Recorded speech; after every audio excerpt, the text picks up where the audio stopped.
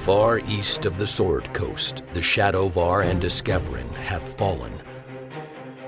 The Shadow Storm is no more. Sembia is fractured into city-states. A mysterious hero rises from the ashes to usher in a new era of prosperity. Yet there is still suffering. Cormyr and the wild elves of the Dalelands offer war on all sides. Earth motes, madness, and shadow dragons plague the lands. These are the tales of the heroes who ended that suffering. 1491 DR, the year of Sembian revival. All right. Welcome, everybody, to another episode of The Long-Winded One. With me tonight, I have my friends Max and Chris, who play the characters of Mitoa and Ciran, respectively. So welcome, you guys. Thanks for having us. Hi, Jared. It's great to be here. Well, if you didn't get enough of me throughout the week, playing in 2 campaigns and doing some of these voice acting recording sessions, well, here's one more that I'm adding to your weekly D&D responsibilities, which I'm sure you hate terribly. I think your listeners are probably very similar to us in that D&D and its ability to transfer so seamlessly to an online gaming platform has really saved me in more ways than one. Mm-hmm. Yeah, I couldn't agree more. It's for all aspects of my life. When I've had major life changes, like if I've moved away from friends or family, or had really stressful times in my life, like the last year, right, the pandemic. Seeing you guys every week and getting to be transported into this fantasy world has been really helpful for me. Yeah, I never thought I would be a 2 campaigns a week sort of person, but boy, it's been wonderful this last year. Yeah, for sure. And for the listeners, Max is now actually DMing a campaign in Greyhawk for us. We've been doing that for over a year. And I have started up part 2 of this, which is in Cormyr, which may or may not make it into podcast format in the future, depending on how this one goes. But let's we could probably sit here and chat for a long time, but I want to, the purpose of these are for the listeners to get to know the people behind the characters. And so if I could start with the first question, it is, tell us a little bit about your background playing D&D and role-playing games. And let's just alphabetically, we'll start with Chris. Okay. I don't have a long history with it, but I do have a history that started when I think, like many folks, in elementary school and middle school. And I started because my friend Mark, boy, I have not said that name in so long. My friend Mark's older brother was a D&D guy, and he offered to show us how to play. But we were really into Teenage Mutant Ninja Turtles, and there's a TMNT version, right, of a role playing game, and we gravitated towards that. And most of the time, we just made characters. We loved making characters and giving them backstories. And then when it came to actually playing the game, we were like, that was secondary, Yeah. And then I didn't play at a table until I moved up here into the Berkshires of Massachusetts and met Max and invited him while I was working with some young folks in our community to help DM a D&D game. And that is what hooked me and brought me back in, was Max. Yeah. Well, there's a reason that I invited you guys together, not just proximity, but obviously, in real life and in the game, your characters are so closely joined. So Max, what about you? Yeah, I mean, D&D for me was not a word in my repertoire until college. The only time I had heard it was horror stories from my grandmother telling me about people who killed each other with swords in the sewers in the 70s, right? But my friends and I we just called them imaginary games, but we would make characters and go on D&D style adventures together in the woods. And so I got to college and I had a friend named Alex who tried for months to get me to play, and I was just not into it. And one night he finally convinced me to play, and I swear it changed my life. I started playing once a week through school, and just being able to turn off my brain and laugh hysterically for hours at a time. Yeah, and it's been part of my life ever since. Yeah. Yeah. Well, you're an excellent DM, and you've taught me a lot about DMing. More than anything, I think you've taught me to be flexible, and you kind of have to be flexible with our group. But let's drill in a little bit. So you've talked a little bit about the sort of your prehistory with role playing games, but what about like Forgotten Realms and Sembia? Can you talk a little bit about that? I would totally defer to you, Max. Actually, Forgotten Realms for me goes back a really long ways. When I was in probably 5th or 6th grade, somebody gave me the first book from R.A. Salvatore's Drizzt Do'Urden books. And they gave me the full anthology of the first trilogy, and I ended up reading most of that sequence of books and completely fell in love with Icewind Dale and the Sword Coast. But had no idea it was part of this D&D universe until much, much later. So once I discovered D&D, it was this wonderful connection to something that had been immensely meaningful for me growing up. Well, it's what you mentioned about some of these novels, and if you think to like some of the video games we've played, and like the world is so vast, especially along the Sword Coast. One of the reasons that I picked Sembia as a this sounds silly now, knowing the book series that I'm focused on is called Sembia, A Gateway to the Realms. But the reason I picked Sembia was because there was very little written or known about Sembia, and it was a gateway. It was like where is a place that I can enter the world without having to worry about all of this, like books and video games of all of this stuff that I should know, but I don't, right? And so for me, Sembia was that gateway. What about you, Chris? What's your experience with Forgotten Realms and Sembia? None. No. Sembia was it? Seriously, you want to know my honest approach to this is I honestly, and I'm so sorry to purists out there, but I don't know the difference between Sembia, Cormyr, Greyhawk. I honest to God, I am just clueless about that stuff, and I don't know what's different about them. My approach to the gameplay is just to commit fully to the reality of the character that I'm playing, and to respond to what's happening. And you guys are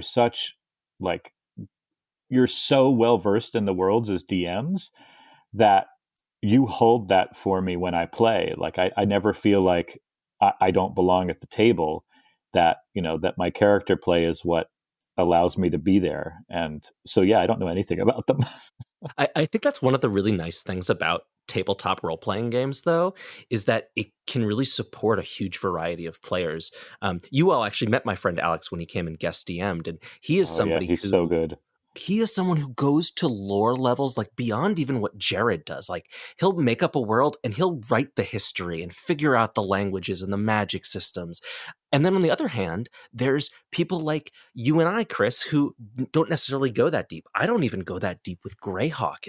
It's for me, it's about setting the players up in a world where they can live. And one of the reasons I like using worlds like Greyhawk that are pre-made and really fleshed out is that the players can choose how deep they want to go into that world and what their characters are going to navigate through the campaign. Yeah, and my approach is like my character, because we love to start at first level characters, is like my character wouldn't know anything outside of their village. Like it just wouldn't matter.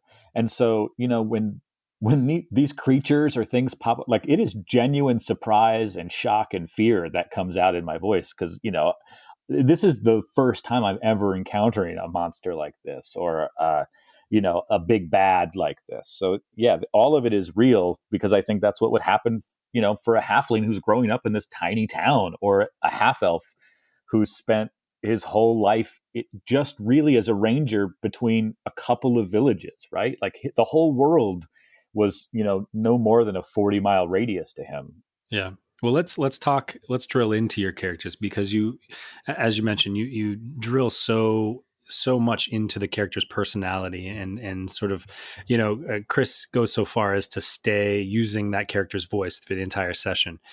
So let's talk about your process for your character creation for both Ciran and Mitoa. And we've started with Chris a couple times. Let's start with Max this time. Oh, okay. Yeah.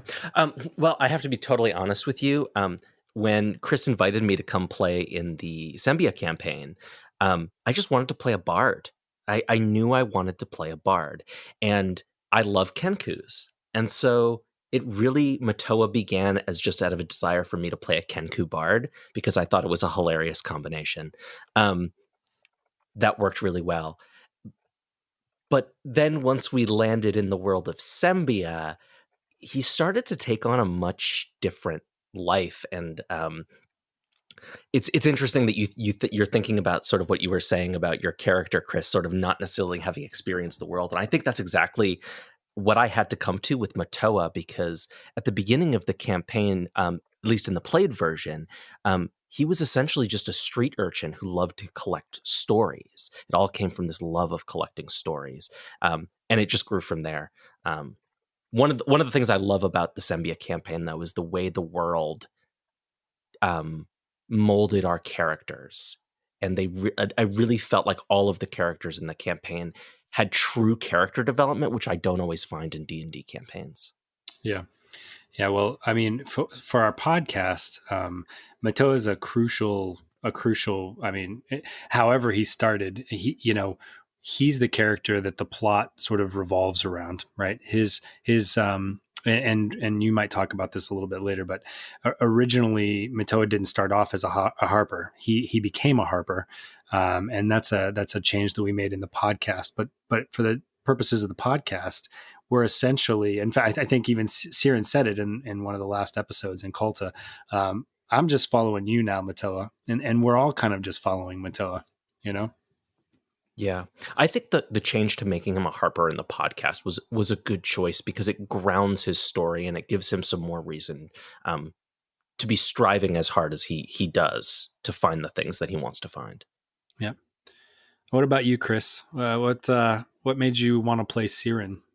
Well, honestly, I thought the picture in the book of a half elf was like super awesome. So I was like, I want to be whatever that is.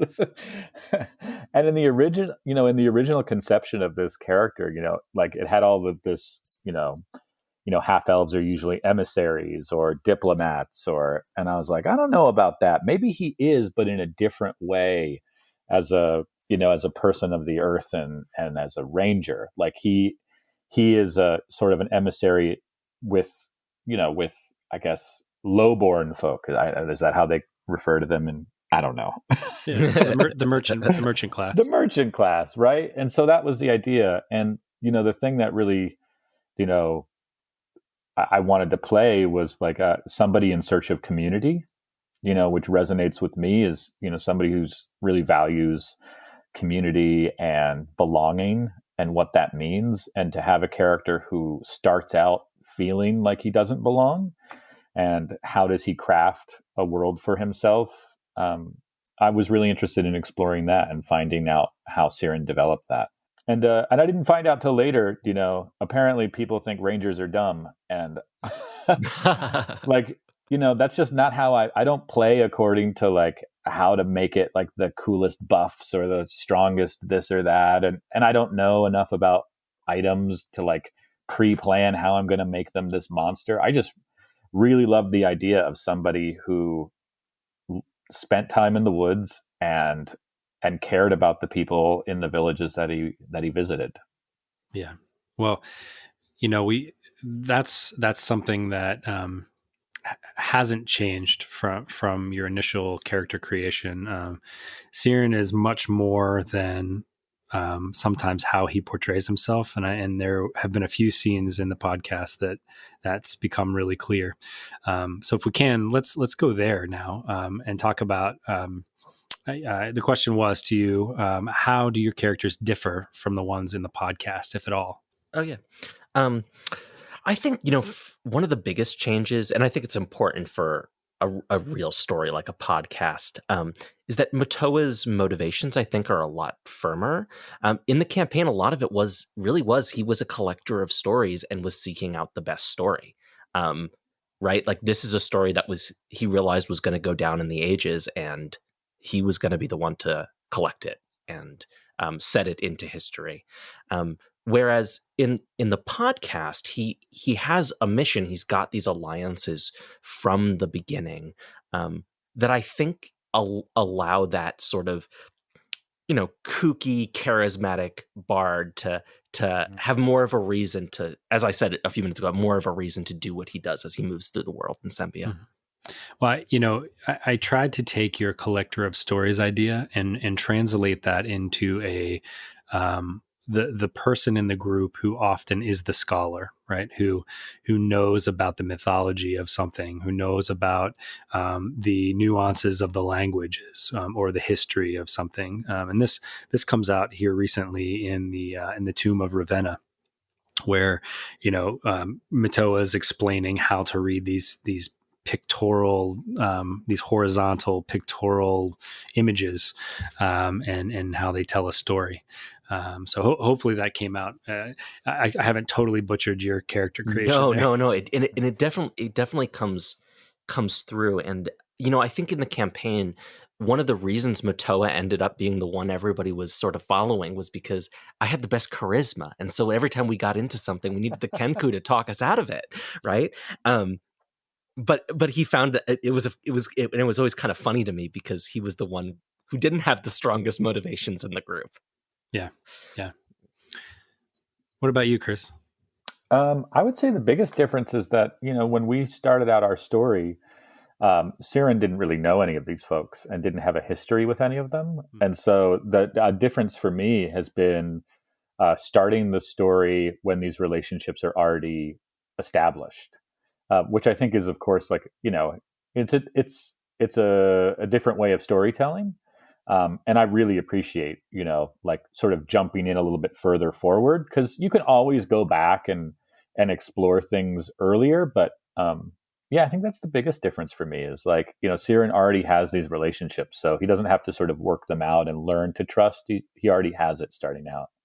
Yeah. And what's funny is, again, I keep coming back to the last episode that we have done, that we have produced. And that's at this point, it's the mausoleum with Ravenna. And, there's a point where Jindal and Sonya are talking, and it's clear that Sonya really knows Ciran and is like, look, I know you guys don't get along, sometimes, but there's a lot more to Ciran than meets the eye. And hopefully that comes out.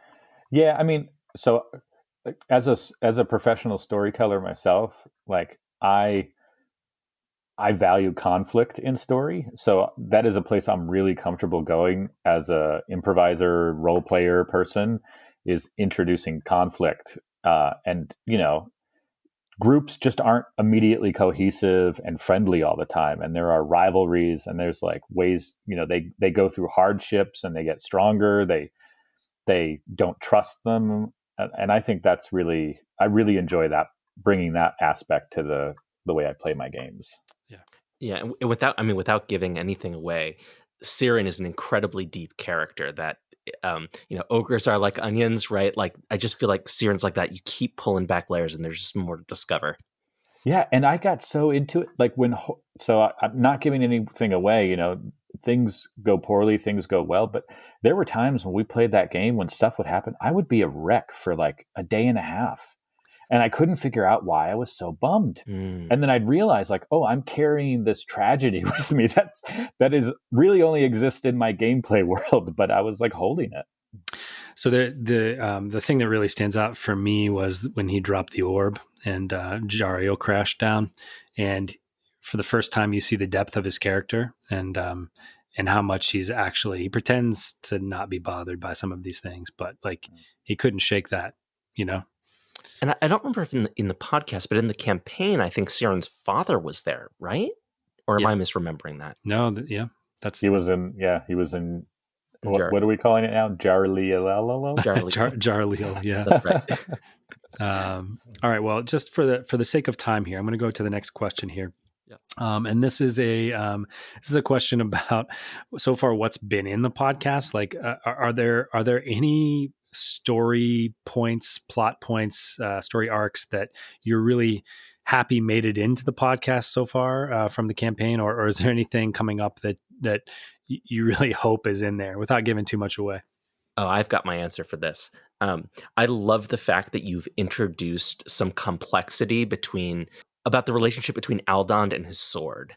And that's something we didn't get, I think, till much later in the played version. And I love that you're setting that up early on. Nice. Yeah. So I tried to, it's when I was wrestling with how I was going to tell the story, I went through, Chris will tell you, I went through several different ideas. And when I finally settled on this one, I discovered accidentally that the bad guys needed a voice about every 10 episodes. And I think that that's been really great. They're harder to write because I don't know the characters as well, because I write for these other characters all the time now. I think it was necessary to tell a well-rounded story, to tell their points of view. Yeah. I'd say the thing that really sticks out for me that I'm really glad is in the story is something that I really enjoy about this world is like the complexity of the theology of that there are different levels of different types of gods working at cross purposes. I just really love like the layers of power struggles that are happening and how these players, continually to find themselves into different layers of these larger cosmic struggles. Well, that actually is a great segue into my next question, and that is about the villains. And this is the last question I'll have for you tonight. So the question is about scariest villains. So we have Thera, we have Aldond, if you can call him a villain, and we have, of course, the sword now, which is a part of that, and we have the Shatterkai, the Caligaxes who are chasing everybody. Or maybe there's something else out there that I haven't mentioned. What for you? What is the scariest villain? The scariest villain for me. It's the Shadowkai who just kind of like show up and are really scary because I never know, and this was my experience in the game, I never know how powerful they are, who's going to show up with them, and whether or not like this one is like a mega general. I was always afraid to interact with those characters because I never knew if they were going to like hit me for 1,000,000 points, and I was like, well, I guess Ciran's story is over. There were a few of those moments, I think.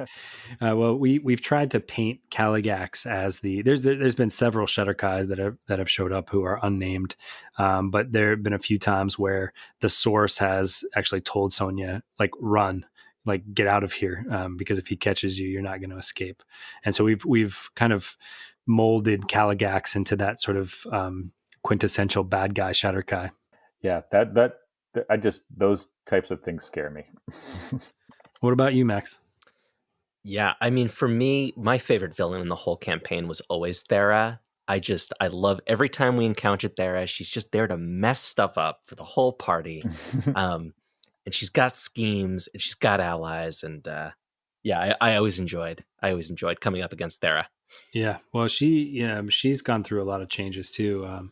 And I got to say, Evelyn plays her so scary, like so well. Yeah, Mm-hmm. the voice she uses and her attitude when it comes to it. And she gets. I just wrote a script for episode 16, and the bad guys sort of get another chance to tell their story. And yeah, she's even more terrifying in this one. So Well, anyway, anything to leave us with here before I go for the evening? I told you I'd keep you for 30 minutes, and here we are. Anything else for the good of the order? Yeah, Jared, thank you so much. I mean, the campaign was a pleasure to play in, and it's a pleasure to relive the story again in podcast form, and I hope the audience is enjoying it. All right. Well, thank you guys for bringing your talents, and I'll see you in a few minutes for our next campaign. Though this marks the end of the episode, the tale continues within a 10-day. Join us at longwinded.one and consider giving us a review on Apple Music, Spotify, or really whichever platform you choose.